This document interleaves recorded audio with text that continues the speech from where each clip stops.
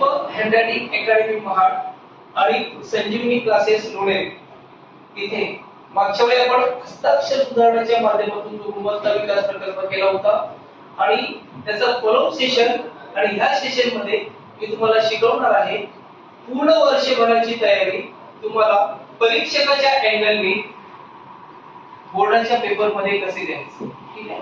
जी वर्षभर तुम्ही तयारी केलात ते 2, 2.5 किंवा 3 तासांमध्ये in the view of examiner how to write that I am going to teach you.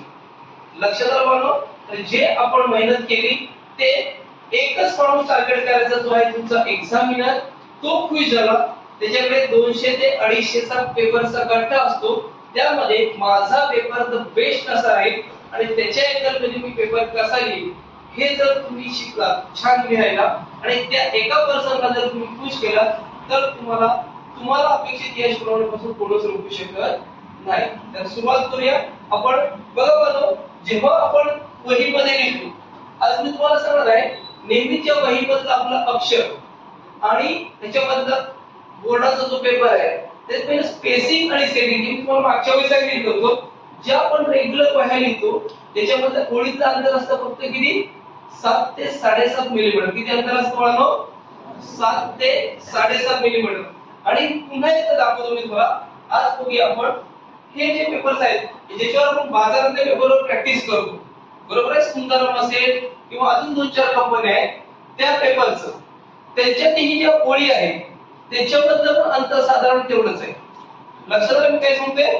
ज्या वही प्रॅक्टिस पण एक सुलभ नावाची कंपनी हे सुंदरमचं आहे.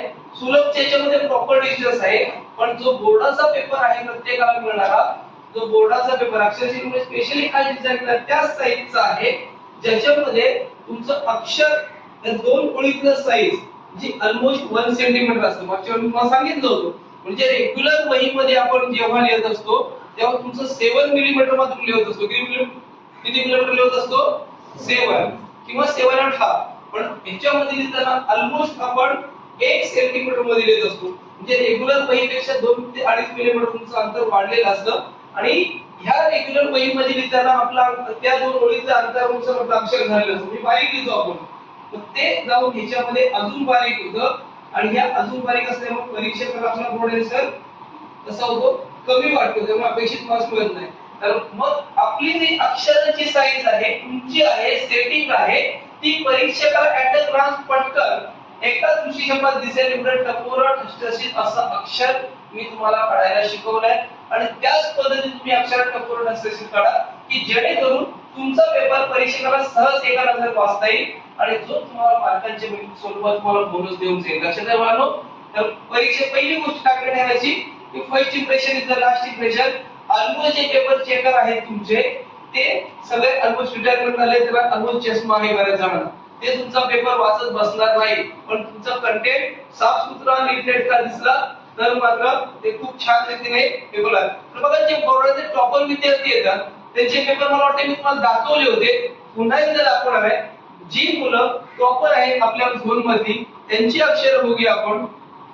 ऑलमोस्ट टपोर आणि ठसठशीत किती अक्षर चांगला असायला पाहिजे ह्या अक्षराला जर आपण चॅलेंज केलं तर बघूया आपण इतकं अक्षर छान असणार आहे त्या मुलांचं ज्यांनी खूप छान रीतीने बोर्डाचे पेपर लिहिले होते. 99%, 98%. भाषेमध्ये त्याला ऑलमोस्ट 98, 97 मार्क्स मिळाले. तर सर्वप्रथम हे मिळवण्यासाठी त्यांची असलेली तयारी आणि त्यांनी केलेलं प्रेझेंटेशन, तर हे सर्वात महत्त्वाचं आहे. तुम्हाला पेपर प्रेझेंटेशन म्हणजे वर्षभर आपण तयारी जर केली आहे मॅडमनी, सरांनी, वर्गातल्या शिक्षकांनी आणि पालकांनी जे तुमच्यावर मेहनत केली आणि तुम्ही लावलेले एफर्ट्स 2 किंवा 2.5 तास मेंटली आणि फिजिकली फिट राहून जर तुम्ही व्यवस्थित दिला तर आणि तरच तुम्ही अपेक्षित यश मिळवू शकणार आहात.